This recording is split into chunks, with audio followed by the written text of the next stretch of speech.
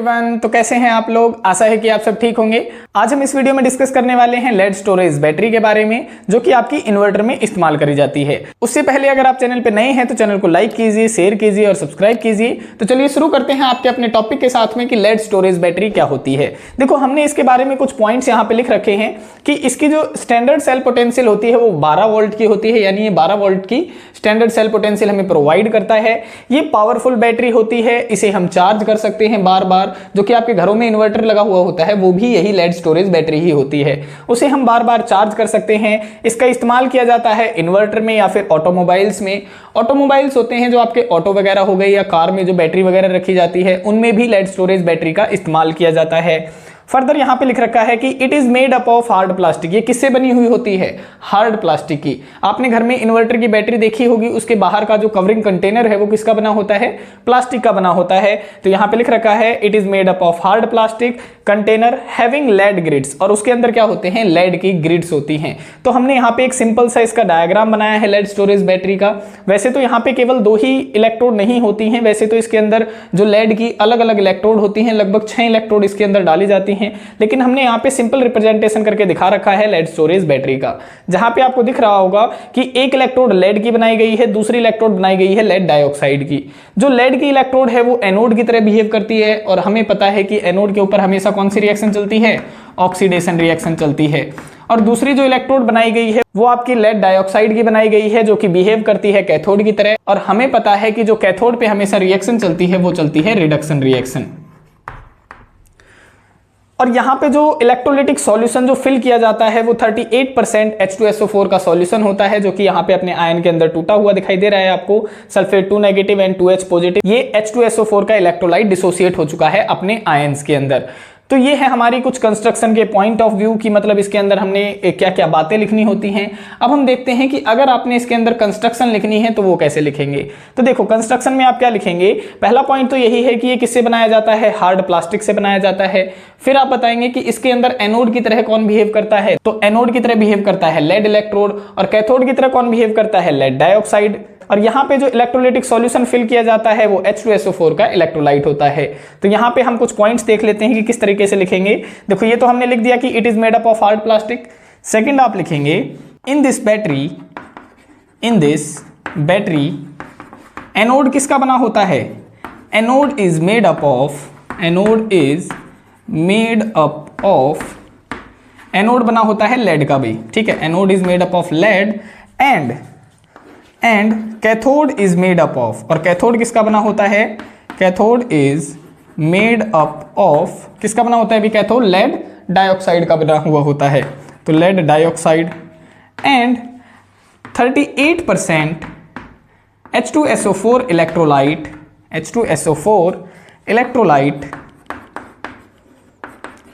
is used in it। तो ये इसकी कुछ कंस्ट्रक्शन की बातें हो जाती हैं और लेड स्टोरेज बैटरी के बारे में बातें हो जाती हैं। अब हम बताएंगे कि इसकी वर्किंग कैसे चलती है। तो वर्किंग मुझे पता ही है कि वर्किंग जो होती है लेड स्टोरेज बैटरी की वो 2 ही इलेक्ट्रोड के ऊपर चलती है। एक चलती है आपकी एनोड के ऊपर, दूसरी चलती है आपकी कैथोड के ऊपर। अब यहाँ पे जो आपकी इन्वर्टर की जो बैटरी है वो 2 तरीके से बिहेव करती है। देखो, पहली कब बिहेव करती है? जैसे मान के चलते हैं हमारे घर में लाइट चली जाती है, तो इन्वर्टर क्या करता है? इन्वर्टर हमें इलेक्ट्रिसिटी सप्लाई देता है। तो इन्वर्टर के अंदर क्या होता है? जो उसकी जो लेड स्टोरेज की जो बैटरी है उनमें क्या होता है? केमिकल रिएक्शन चलती हैं, और केमिकल रिएक्शन का यूज करके क्या कन्वर्ट करी जाती है? इलेक्ट्रिसिटी कन्वर्ट करी जाती है। तो ऐसे सेल को हम कहते हैं इलेक्ट्रोकेमिकल सेल, यानी तब इन्वर्टर बिहेव करता है इलेक्ट्रोकेमिकल सेल की तरह। लेकिन जब मान के चलते हैं कि अब इलेक्ट्रिसिटी आ चुकी है आपके घर में, यानी बिजली आ गई है, तो जब बिजली आ जाती है तब आपका जो सेल होता है, यानी तब जो आपकी इन्वर्टर की जो बैटरी होती है वो इलेक्ट्रोलिटिक सेल की तरह बिहेव करती है, यानी वो चार्ज होना शुरू कर देती है, इलेक्ट्रिसिटी लेती है और फिर अंदर केमिकल रिएक्शन जनरेट करती है। तो यहाँ पे जो आपकी इन्वर्टर की बैटरी है वो 2 तरीके से काम करती है। एक तो डिस्चार्जिंग के दौरान काम करती है और दूसरा चार्जिंग के दौरान काम करती है। तो पहले हम वर्किंग देखेंगे डिस्चार्जिंग के दौरान, कि डिस्चार्जिंग के दौरान इन्वर्टर के अंदर यानी लेड स्टोरेज बैटरी के अंदर कौन सी रिएक्शन चलती है। तो हम यहाँ पे वर्किंग देख लेते हैं। देखो, वर्किंग कैसे चलेगी? वर्किंग हम देख रहे हैं डिस्चार्ज के दौरान। वर्किंग कब देख रहे हैं? जब डिस्चार्ज हो रहा है, डिस्चार्ज। डिस्चार्ज का मतलब है अभी इलेक्ट्रिसिटी नहीं आई हुई है, बिजली गई हुई है और इन्वर्टर से हम इलेक्ट्रिसिटी ले रहे हैं, तब उसका क्या होता है, डिस्चार्ज होता है। तो डिस्चार्ज के अंदर मैं आपको कुछ ट्रिक्स बता देता हूं जिससे आपको ये रिएक्शन याद रखना आसान हो जाता है। देखो रिएक्शन चलेंगी दो ही इलेक्ट्रोड के ऊपर, एक चलेगी एनोड के ऊपर, दूसरी चलेगी कैथोड के ऊपर।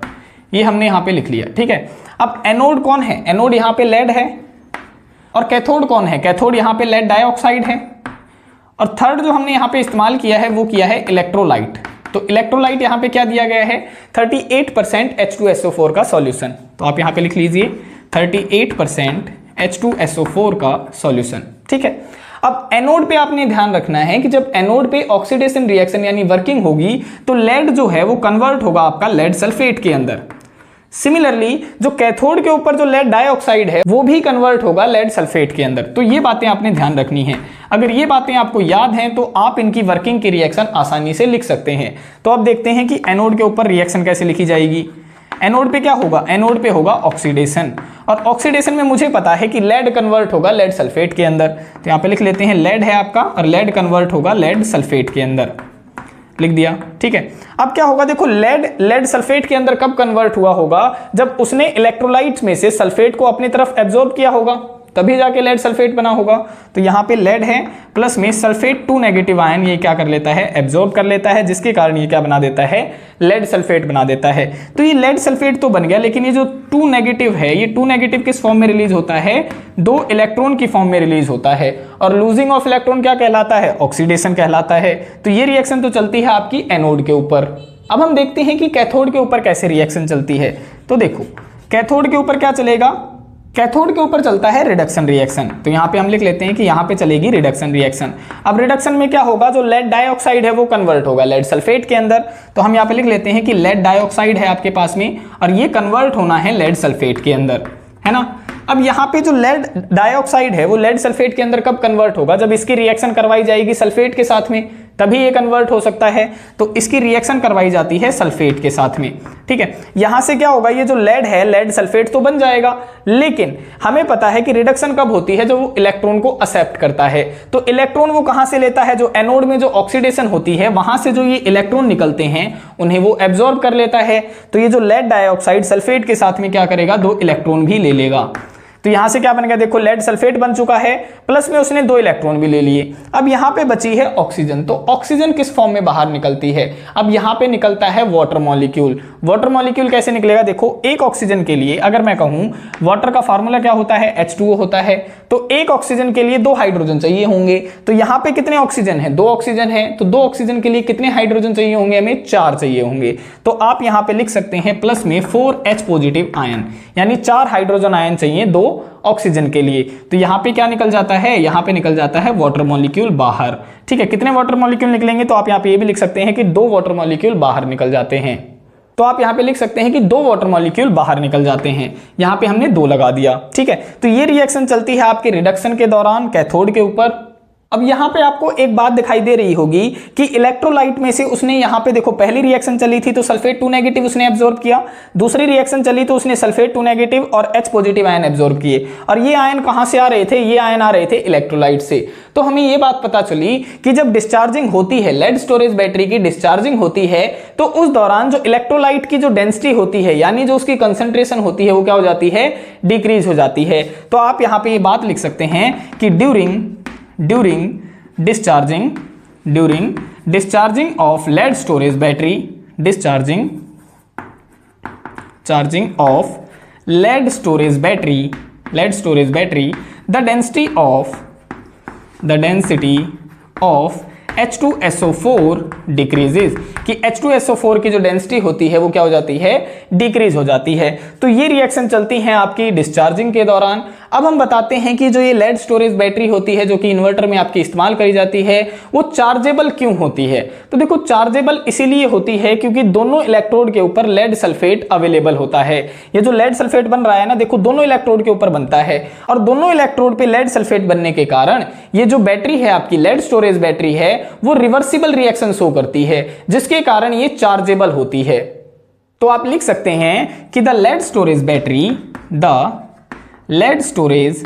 Battery is chargeable. ये क्या होती है, ये चार्जेबल होती है, चार्जेबल क्यों होती है? बिकॉज लेड सल्फेट इज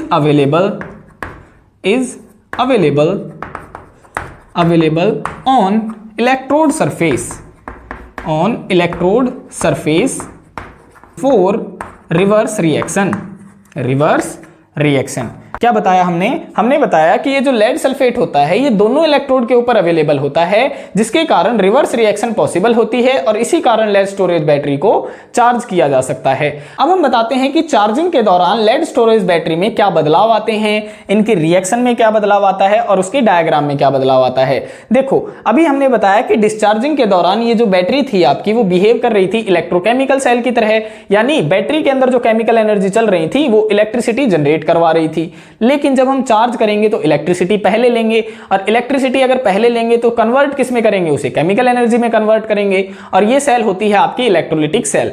और इस सेल के दौरान क्या होगा, इसकी जो वर्किंग होगी वो टोटली रिवर्स हो जाएगी, यानी जो ये एनोड की तरह बिहेव कर रहा था, ये जो लेड इलेक्ट्रोड थी वो एनोड की तरह बिहेव कर रही थी, चार्जिंग के दौरान ये किसकी तरह बिहेव करने लग जाएगी? ये बिहेव करने लग जाएगी कैथोड की तरह। और चार्ज लेकिन सेम रहेगा, क्योंकि मुझे पता है इलेक्ट्रोलिटिक सेल के अंदर कैथोड के ऊपर चार्ज क्या होता है? नेगेटिव होता है।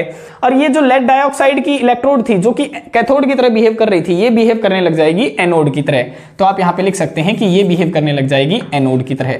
लेकिन इनकी जो वर्किंग कंडीशन है वो सेम रहेगी। कैथोड के ऊपर हमेशा क्या होता है? रिडक्शन होता है, तो यहां पे रिडक्शन ही चलेगा, और एनोड के ऊपर ऑक्सीडेशन होता है तो यहां पे हमेशा ऑक्सीडेशन ही चलेगा। ठीक है, अब हो क्या रहा था? देखो, जब हम पहले डिस्चार्जिंग के दौरान जब रिएक्शन देख रहे थे तो इलेक्ट्रॉन बाहर की तरफ जा रहे थे, लेकिन इसमें कैथोड बन गया अब ये, तो क्या होगा? इलेक्ट्रॉन ये एक्सेप्ट करना शुरू कर देगा, तो यहां पे इलेक्ट्रॉन एब्जॉर्ब करना ये शुरू कर देता है, क्योंकि कैथोड पे क्या चल रही है? रिडक्शन रिएक्शन, और रिडक्शन होती है गेनिंग ऑफ इलेक्ट्रॉन। और यहां पे क्या होगा? यहां से इलेक्ट्रॉन अब बाहर निकलना शुरू कर देते हैं, क्योंकि लॉस ऑफ इलेक्ट्रॉन क्या कहलाता है? ऑक्सीडेशन रिएक्शन कहलाता है। बस ये बदलाव तो इनके अंदर आ जाता है। फिर हम देखेंगे कि वर्किंग कंडीशन यानी वर्किंग रिएक्शन क्या चलती है चार्जिंग के दौरान। तो देखो, अब हम जो वर्किंग कंडीशन देख रहे हैं वो देख रहे हैं चार्जिंग के दौरान, तो मैंने इसे हटा दिया, बस इतना बदलाव होगा यहाँ पे। बाकी ये जो चीजें हैं इनमें भी बदलाव हो जाता है। अब देखो, अब जो लेड बिहेव करेगा वो बिहेव करेगा कैथोड की तरह, तो यहाँ पे आ जाता है आपका कैथोड, ये आ गया कैथोड।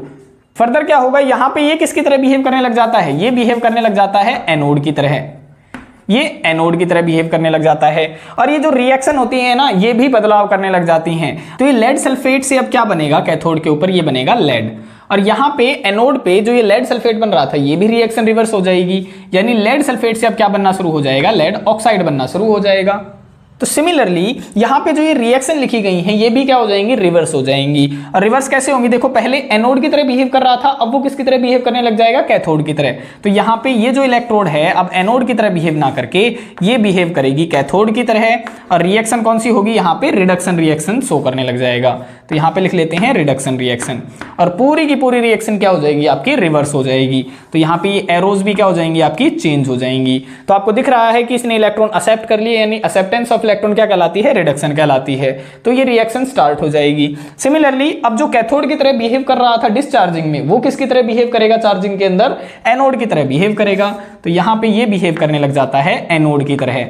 और यहाँ पे कौन सी रिएक्शन चलती है एनोड के ऊपर? हमेशा ऑक्सीडेशन रिएक्शन चलती है, तो यहाँ पे ऑक्सीडेशन आ जाएगा, और ये पूरी की पूरी रिएक्शन क्या हो जाएगी? आपकी रिवर्स हो जाएगी। तो यहाँ पे ये एरो भी क्या हो जाएगी? रिवर्स हो जाएगी। तो ये रिएक्शन चलती हैं आपकी चार्जिंग के दौरान। अब यहाँ पे आपको दिख भी रहा होगा कि इन्होंने क्या किया है? लेड सल्फेट से क्या जनरेट हो रहे हैं? देखो, sulphate 2 negative 4H positive generate हो रहे हैं, जो कि आपके क्या हैं? इलेक्ट्रोलाइट हैं, जो यहाँ पे इस्तेमाल किए जा रहे थे। तो इससे ही पता चलता है कि यहाँ पे इलेक्ट्रोलाइट की कंसेंट्रेशन क्या हो जाती है? बढ़नी शुरू हो जाती है जब हम चार्ज करते हैं लेड स्टोरेज बैटरी को। तो हमने जहां पे लिखा था डिस्चार्जिंग के दौरान, during discharging lead storage battery the density of H2SO4 decrease लिख रहे थे, लेकिन चार्जिंग के दौरान क्या होता है? During charging the lead storage battery the density of H2SO4 क्या हो जाती है? इंक्रीज होना शुरू हो जाती है। तो ये दोनों रिएक्शन हैं और ये बदलाव होते हैं डिस्चार्जिंग के दौरान और चार्जिंग के दौरान। ये था पूरा आपका लेड स्टोरेज बैटरी का कंसेप्ट कि वो चार्ज कैसे होती है, डिस्चार्ज कैसे होती है, उसकी वर्किंग कंडीशंस क्या क्या होती हैं, कौन सा इलेक्ट्रोलाइट उसके अंदर इस्तेमाल किया जाता है। तो जब भी आपके एग्जाम के अंदर ये क्वेश्चन आता है तो आपने ये सारी बातें आपने लिख के आनी होती हैं। आशा है आपको आज का लेक्चर समझ में आया होगा, और अगर वीडियो से रिगार्डिंग कोई भी आपका डाउट रहता है तो आप हमें कमेंट सेक्शन में बता सकते हैं। और वीडियो अगर पसंद आई है तो वीडियोस को लाइक कीजिए, शेयर कीजिए और चैनल को सब्सक्राइब कीजिए। मिलते हैं किसी और वीडियो में किसी और टॉपिक के साथ में, तब तक के लिए बाय बाय, टेक केयर।